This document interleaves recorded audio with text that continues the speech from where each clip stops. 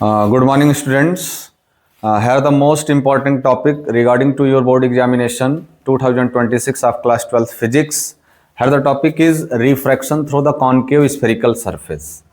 बच्चों, अगर हम बात करें रिफ्रैक्शन की, और वो भी कहाँ से रिफ्रैक्शन आप करा रहे हो, स्फेरिकल सरफेस से, तो आप जानते हो कि जो स्फेरिकल सरफेसेस हैं वो कितने टाइप के, दो टाइप के, एक कॉन्वेक्स और एक कॉनकेव, है ना।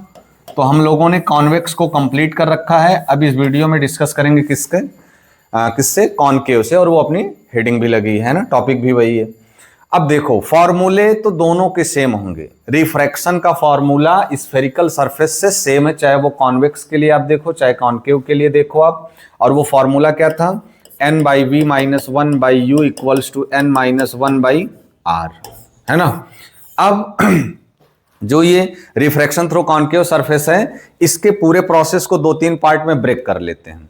एक पहला पार्ट इसमें निकाल लेते हैं हम लोग, क्या, इसका रे डायग्राम जो है।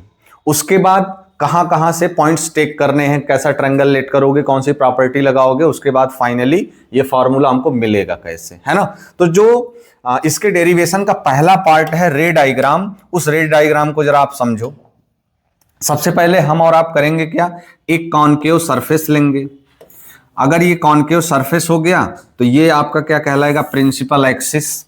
और इस प्रिंसिपल एक्सिस पे क्या करना है, इस प्रिंसिपल एक्सिस पे एक टेक करेंगे हम, क्या, पॉइंट साइज ऑब्जेक्ट, ठीक। और साथ ही साथ आप क्या करोगे, इधर आपका हो गया रेयरर मीडियम, और ये हो गया आपका क्या, डेंसर मीडियम, ठीक। अगर इसके रिफ्रैक्टिव इंडेक्स को हम n1 बोल दें, इसके रिफ्रैक्टिव इंडेक्स को n2 बोल दें, इसके लिए आप परेशान मत होना। किसी किसी बुक में कोई टीचर क्या करते हैं, रिफ्रैक्टिव इंडेक्स को μ1 और μ2 लेट करते हैं ना। तो जहां आप n1 लिखे रहना वो μ1 बन जाएगा, जहां आप n2 लिखे रहना वो μ2 बन जाएगा। तो वो बातें एक ही है ना। अब देखो आप, ये रहा रेयरर, ये रहा डेंसर। अब हम और आप करते क्या हैं कि जो लाइट रेज है वो कहां से इंसिडेंट करती है, फ्रॉम ऑब्जेक्ट। तो ये रहा आपका पॉइंट साइज ऑब्जेक्ट, यहां से हम क्या करते हैं, एक लाइट रेज इंसिडेंट कराते हैं इस कॉनकेव सरफेस पे। अगर से हम एक चीज देखें, ये आपका पॉइंट P हो जाए, ये पॉइंट आपका O हो जाए, ये पॉइंट आपका X एंड Y हो जाए, जहां ये जाकर के मीट कर रही है, ये पॉइंट आपका A है, ये पॉइंट क्या है आपका A है, ठीक है। अब A पॉइंट हम लोग देख रहे हैं, जैसे ही लाइट रेज इंसिडेंट करती है तुरंत आप क्या करते हो, एक नॉर्मल ड्रा करते हो। नॉर्मल ड्रा करेंगे तो नॉर्मल पास कहां से करेगा, from centre of curvature C। अब हम लोग जान रहे होते हैं कि when the light rays travel from rarer to denser after refraction, light rays bend towards the normal. अगर लाइट रेज को हम लोग देखें तो वो बिल्कुल अगर सीधे सीधे पास कराएं तो वो सीधे सीधे जा रही होती है, लेकिन जब रेयरर टू डेंसर की बात आती है तो वो बेंड टुवर्ड्स द नॉर्मल की तरफ चली जाएगी वो, है ना, नॉर्मल की तरफ चली जाएगी वो। तो फिर आप क्या करोगे, इसको बैकवर्ड प्रोड्यूस करोगे, बैकवर्ड प्रोड्यूस करोगे, तो ये आपका बन जाएगा क्या, इमेज आई। अब हम क्या करते हैं, आप कहोगे कि सर हम तो ये जानते थे कि जहां दो लाइट रेज एक दूसरे से मीट करती हैं वहां इमेज बनता है। तो हम कह दे रहे हैं एक इंसिडेंट रेज तो ये आपकी है ही, आप ये लेट कर लो कि एक लाइट रेज यानी एक रे आपकी प्रिंसिपल एक्सिस के अलॉन्ग पास कर रही है, तो दो लाइट रेज मीट कर गई। और ये जो आपका कॉनकेव सरफेस होता है आप जानते भी वो डाइवर्जिंग होता है, तो वो जाहिर सी बात है, ऑब्वियस सी बात है कि वो दूर करेगा, तो हमें बैकवर्ड प्रोड्यूस करना होगा, तभी हमारा जो है इमेज फॉर्म हो सकता है। क्लियर। अब थोड़ा ध्यान से देखिए, अगर से हम ये कहें कि जो आपका ऑब्जेक्ट है वो प्रिंसिपल एक्सिस के साथ एंगल अल्फा बना रहा है, जो इमेज है वो बीटा बना रहा है, जो नॉर्मल है वो गामा बना रहा है, ये आपकी इंसिडेंट रे और ये नॉर्मल, तो ये पूरा एंगल जो आपका होगा वो क्या बन जाएगा, ये पूरा एंगल, ध्यान देना, ये पूरा हम कलर से बता रहे हैं, ये पूरा आपका क्या हो गया, आई, ये पूरा आपका क्या है, आई। अब बहुत ध्यान से देखिए थोड़ा सा, ये आपकी रिफ्रैक्टेड रे है येलो, बाकी ये जो लाइट कलर है ये आपका नॉर्मल, तो ये जो एंगल बनेगा वो क्या होगा, R. It means angle between normal and refracted ray. बहुत ध्यान से इमेज को देख लीजिए, फिगर को देख लीजिए, ज्यादा कुछ इसमें है नहीं। हमने किया क्या, लाइट इंसिडेंट कराई, नॉर्मल ड्रा किया, रेयरर टू डेंसर है तो बेंड टुवर्ड्स द नॉर्मल, है ना। उसके बाद बेंड टुवर्ड्स द नॉर्मल, ये दूर हट रहा है प्रिंसिपल एक्सिस से, तो उसको हम क्या किए, बैकवर्ड प्रोड्यूस कर दिए। तो ये था ऑब्जेक्ट, ये इमेज और ये नॉर्मल। तो ऑब्जेक्ट का एंगल अल्फा, इमेज का एंगल बीटा, नॉर्मल का angle gamma, angle between incident ray and normal is called angle of incidence denoted by i. और ये आपका क्या है, angle between normal and refracted ray is called angle of refraction denoted by are.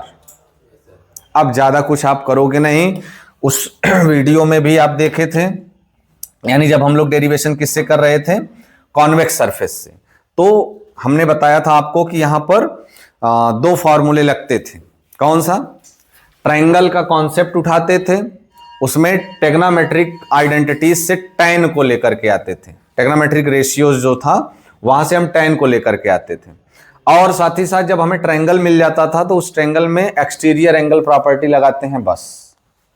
बहुत ध्यान से अगर आप देखो तो अगर हम आपसे कहें देखने के लिए इन ट्रायंगल, क्या, इन ट्रायंगल ओ सी, है ना, इन ट्रायंगल ओ सी ए, ठीक, इन ट्रायंगल ओ सी ए, अगर बहुत ध्यान से देखो तो इस ट्रायंगल ओ सी ए में ये जो गामा है वो इसका एक्सटीरियर एंगल बन रहा है। गामा क्या हो रहा है, एक्सटीरियर एंगल बन रहा है ना। अगर बहुत ध्यान से आप देखो तो गामा इक्वल्स टू किसी ट्रायंगल का एक्सटीरियर एंगल क्या होता है, sum of both opposite interior. तो यहां का अपोजिट इंटीरियर आई और यहां का opposite interior alpha, it means i plus alpha, alpha को ट्रांसफर कर देंगे तो i equals to gamma minus alpha. This is the value of angle of incidence i. Clear. उसके बाद दूसरा ट्रायंगल टेक करते हैं। दूसरे ट्रायंगल को बहुत ध्यान से आप देखो जरा, इसमें दूसरा ट्रायंगल कहां है, आई सी ए, ठीक।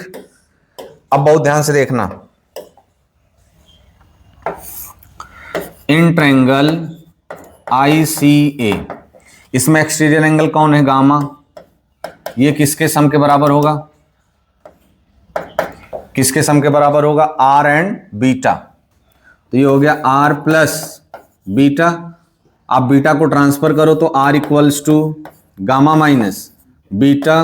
This is the value of angle of refraction. तो हमें आई मिल गया, हमें आर मिल गया। अब हम चलते हैं किसकी तरफ, स्नेल्स लॉ की तरफ। तो यहां आपसे हम बोलेंगे from Snell's law. Snell law आपका कहता था hence n equals to sine I by sine R, है ना। फॉर स्मॉल अपर्चर, अगर हम स्मॉल अपर्चर के लिए देखें तो जो आपका n था वो डिवाइड होता था, और जब अलग अलग मीडियम डिवाइड हो जाते हैं तो n आप, यानी जो एब्सोल्यूट रिफ्रैक्टिव इंडेक्स हो जाता है n, वो आपका होता क्या है एक्चुअल में n2 अपॉन n1, यानी अलग अलग जहां लाइट रेज जा रही है, अगर ये डेंसर में फाइनली जा रही है तो डेंसर अपॉन रेयरर का रिफ्रैक्टिव इंडेक्स, अगर डेंसर से रेयरर में आती तो रेयरर अपॉन डेंसर, यानी जहां आ रही है वो फाइनली वो अपॉन में जहां से आ रही है। अगर डेंसर से रेयरर में आ रही है तो रेयरर अपॉन डेंसर, अगर रेयरर से डेंसर में आ रही है तो फाइनल यहां पर डेंसर है तो डेंसर ऊपर रहेगा जहां से आ रही है, यानी कहां से आ रही है, रेयरर से आ रही है तो रेयरर नीचे रहेगा। क्लियर। तो यहां कहां से आ रही है, n1 से n2 की तरफ, तो n2 ऊपर और n1 नीचे, तो n2 upon n1 equals to, ये जो अभी स्मॉल अपर्चर की जब बात करते हैं तो साइन आई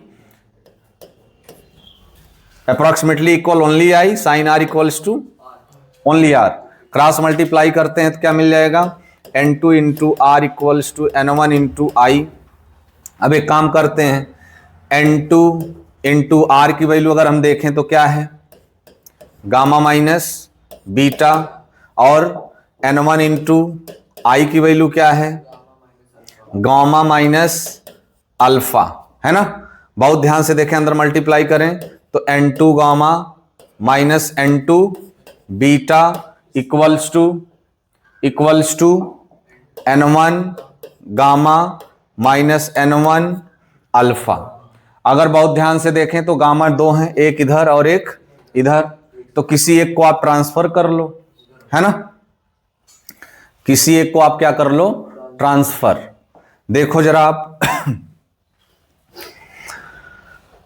तो इधर n1 अल्फा निगेटिव में है, ट्रांसफर करेंगे तो n1 alpha minus n2 beta equals to n1 gamma, ये इधर आएगा तो माइनस का n2 गामा।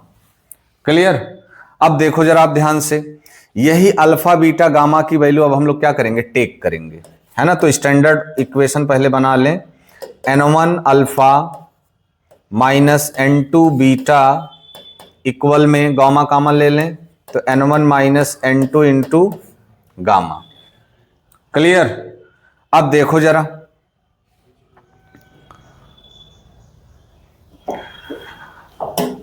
जब स्मॉल अपर्चर हम लोग अज्यूम कर लिए हैं तो स्मॉल अपर्चर कहता क्या है, जरा ध्यान से देखो आप। स्मॉल अपर्चर ये कहता है कि अगर हम यहां पर कोई परपेंडिकुलर लाइन ड्रा कर लें, यम मान लो AM, ठीक, तो स्मॉल अपर्चर के लिए जो पॉइंट M है वो शिफ्ट हो जाएगा किस पे, पॉइंट P पे। तो जो हम AM कहते आ रहे थे अब हम उसको AP कहेंगे, जो हम CM बोलते आ रहे थे उसको हम CP कहेंगे, जो IM बोल रहे थे उसको हम IP कहेंगे, जो OM बोलेंगे अभी आगे तो उसको हम क्या डायरेक्ट बोलेंगे, OP। बहुत ध्यान से आप देखो, और ये परपेंडिकुलर लाइन है तो right angle triangle, in right angle triangle, in triangle, बहुत ध्यान से आप देखो, इन ट्रायंगल, पहला ट्रायंगल बोले OMA, या M ना बोल करके क्या बोलेंगे आप, OPA। अगर हम इस पे टेंजेंट लगाएं tan थीटा तो आपको बोलना होगा alpha approximately equals tan alpha, है ना, और tan क्या होता है, परपेंडिकुलर अपॉन में base. What is your perpendicular, AP, जो AM था वो अब बन चुका है क्या, AP, और इसका पूरा बेस क्या है, OM। OM क्या था, O क्या था अपना ऑब्जेक्ट, और ऑब्जेक्ट डिस्टेंस क्या होता है, U, लेफ्ट है तो माइनस U, हाँ यही ना। नेक्स्ट इन ट्रायंगल,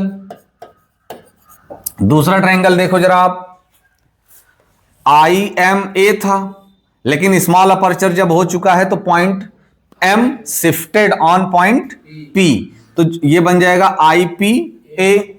यहां आप बोलोगे IPA, एंगल क्या बना था, beta, beta approximately equal tan beta, small aperture के लिए tan बीटा और सिर्फ बीटा, दोनों लगभग एक दूसरे के बराबर होंगे। तो बीटा अप्रोक्सीमेटली tan इसलिए हम आपको लिख के दिखा रहे हैं जिससे कि आप ये क्लियरली बोल सको कि tan किसका रेशियो होता है, किसका रेशियो होता है, tan it means perpendicular upon में बेस, परपेंडिकुलर तो वही चलेगा AP, इसका बेस क्या है IP, I क्या था, इमेज फॉर्म था, I पे इमेज ना फॉर्म हुआ था, और distance of image is V, distance of image is V, और लेफ्ट है तो माइनस V। क्लियर ना। उसके बाद इन ट्रायंगल, इसको आप क्या बोलना चाहोगे, CMA, लेकिन फिर वही बात कि स्मॉल अपर्चर है तो M शिफ्टेड एट P, तो CPA, यहां बोलोगे आप CPA। यहां का एंगल क्या था, gamma, gamma approximately equal tan gamma, और tan it means perpendicular upon base, perpendicular तो सेम है AP लेकिन इसका बेस क्या है CP, और ये distance of centre of curvature is called radius of curvature, left है तो आप क्या बोलोगे, -R, -R। बहुत ध्यान से देखना, ये आपका इमेज था U, और ये आप, सॉरी इमेज नहीं ऑब्जेक्ट था, है ना, ये आपका ऑब्जेक्ट डिस्टेंस u, ये आपका इमेज डिस्टेंस v, और ये आपका रेडियस ऑफ कर्वेचर r। सारी चीजें लेफ्ट हैं, तो उसका साइन जो आपने टेक किया है वो क्या है, नेगेटिव है। क्लियर। अब हम अपने एंगल अल्फा, बीटा और गामा, अल्फा बीटा गामा की वैल्यू जो है वो इस इक्वेशन में पुट करेंगे, और यहां से फाइनल जो एक्सप्रेशन है उसको हम लोग क्या करेंगे, फाइंड आउट कर लेंगे, है ना। अब देखो जरा आप, तो हम लोग करते क्या हैं, इनको ले जाकर के उस इक्वेशन में क्या करेंगे, प्लेस करते हैं। देखो आप, इसको इक्वेशन फर्स्ट बोल दीजिए, और यहां फिर बोलना होगा हम लोग को क्या, from equation first n1 into alpha, alpha की वैल्यू क्या लिए हो आप, क्या फाइंड किए हो जरा बोलना। अल्फा, अल्फा की वैल्यू क्या है, एपी माइनस का यू, है ना।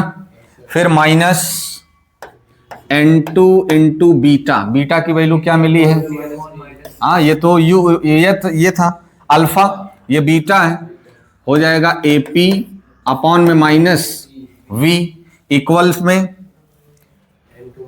इक्वल में क्या है,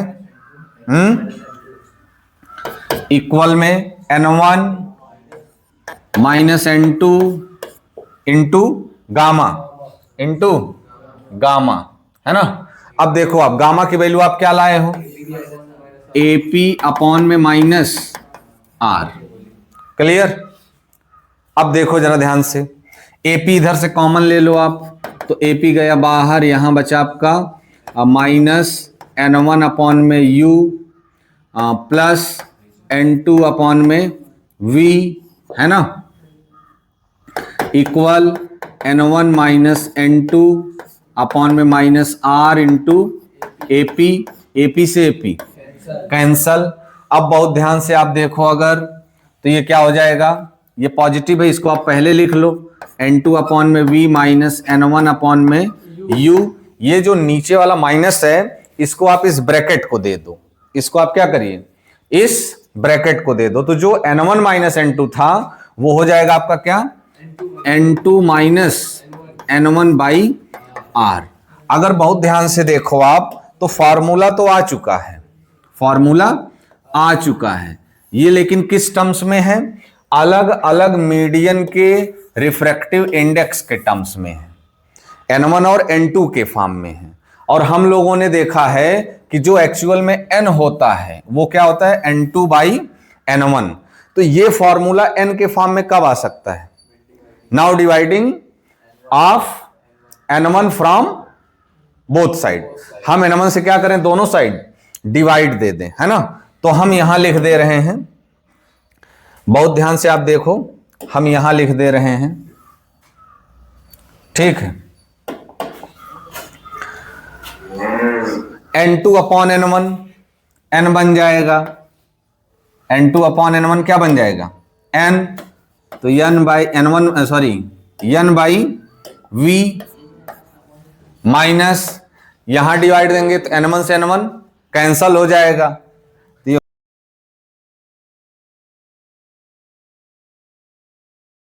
n2 अपॉन n1 करेंगे तो n, और n1 बाई n1 करेंगे तो 1 by r। This is the standard form of refraction through concave spherical surface, वो दोनों मीडियन के रिफ्रैक्टिव इंडेक्स के टर्म्स में, और ये एब्सोल्यूट रिफ्रैक्टिव इंडेक्स के टर्म्स में। क्लियर ना। तो एक बारी इस पूरे डेरिवेशन को आप फिर से देख लो। सबसे पहले इसका रे डायग्राम ड्रा किया गया, उसके लिए कॉनकेव सरफेस लिया गया था, point size object O take किए गए, वहां से लाइट रेज इंसिडेंट किया, फिर वहां हम लोगों ने एक नॉर्मल ड्रा किया जो सी से पास किया, rarer to denser light rays pass कर रही थी तो बेंड टुवर्ड्स द नॉर्मल। तो ये अगर नॉर्मल की तरफ बेंड हो रहा है तो इसका मतलब प्रिंसिपल एक्सिस से अवे हो रहा है, तो इधर कहीं मीट करेगा नहीं, मीट करेगा नहीं तो इमेज बनेगा नहीं, इसलिए हम लोगों ने इस लाइट रेज को क्या किया, बैकवर्ड प्रोड्यूस किया, जो जाकर के पॉइंट आई पे इंटरसेक्ट किया तो वहां पर इसका इमेज बन गया। ऑब्जेक्ट के साथ प्रिंसिपल एक्सिस का एंगल अल्फा, इमेज का एंगल बीटा और नॉर्मल का एंगल गामा। उसके बाद हम लोगों ने क्या किया, दो ट्रायंगल सिलेक्ट किया, OCA और ICA। इन दोनों ट्रायंगल्स में हम लोगों ने क्या किया था, इन दोनों ट्रायंगल्स में हम लोगों ने ओवरऑल क्या किया था, एक्सटीरियर एंगल प्रॉपर्टी लगाई थी। किसी ट्रायंगल की एक्सटीरियर एंगल प्रॉपर्टी क्या होती है कि exterior angle of a triangle is equals to the both opposite interior, यानी किसी ट्रायंगल का एक्सटीरियर एंगल अपने बोथ अपोजिट इंटीरियर एंगल के सम के बराबर हुआ करता है।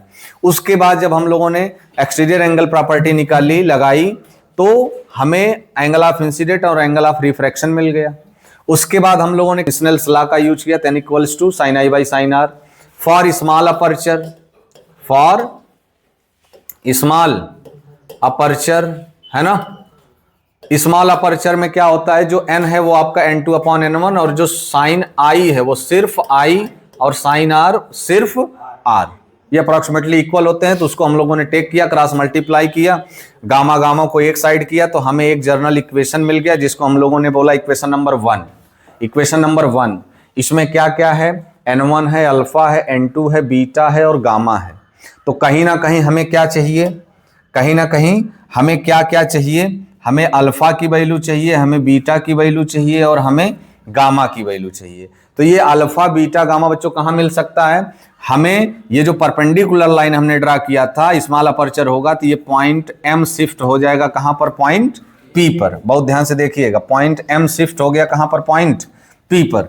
तो हम लोगों ने अलग अलग 3 राइट एंगल ट्रायंगल टेक कर लिया, अलग अलग 3 राइट एंगल ट्रायंगल, जो OMA बोलते वो OPA हो गया। उसके बाद जब triangle right angle triangle take किए थे तो वहां टेंजेंट लगाए। टेंजेंट क्या होता है, परपेंडिकुलर अपॉन बेस, बीटा के लिए भी परपेंडिकुलर अपॉन बेस, गामा के लिए भी परपेंडिकुलर अपॉन बेस। तो finally we get the value of alpha beta and gamma, and then putting the value of alpha beta and gamma in equation first. When we put the value of alpha beta and gamma in equation first, then finally we get the expression n2 upon v minus n1 upon u equals to n2 minus n1 by r। जैसे ही हमने alpha beta gamma की value इस equation में रखा, उसको थोड़ा सा common लेकर के कैंसिल आउट किया, बाकी जो सिंप्लीफिकेशन था उसको किया, तो n1 और n2 के टर्म्स में एक एक्सप्रेशन हमें मिल गया। ये n2 n1 के टर्म्स में कहने का मतलब ये है कि अलग अलग मीडियन के रिफ्रैक्टिव इंडेक्सेस के फॉर्म में। अगर हमें एब्सोल्यूट रिफ्रैक्टिव इंडेक्स के फॉर्म यानी n के पदों में चाहिए, n के टर्म्स में चाहिए, तो उसके लिए हमें क्या करना होगा, n1 की बोथ साइड में डिवाइड करनी होगी। तो n2 अपॉन n1 n बन गया, n1 अपॉन n1 कैंसिल होगा तो 1 बाई u बन गया। यहां आएंगे n2 अपॉन n1 करेंगे तो n बन जाएगा, n1 अपॉन n1 करेंगे तो कैंसिल आउट होकर के 1 बन जाएगा। तो यही एक्चुअल में क्या था, यही एक्चुअल में क्या था, standard form of the refraction through from A concave spherical surface. Formula same रहता है, चाहे वो आपका कॉनकेव सरफेस रहे, चाहे वो आपका कॉन्वेक्स स्फेरिकल सरफेस रहे। कॉन्वेक्स के लिए हम लोगों ने ऊपर ही फार्मूला लिखा था, एक्चुअल में वही फार्मूला हमें फिर मिला। तो एक क्लियर बात है कि फार्मूले सेम हैं, बस प्रोसेस थोड़ा सा डिफर है।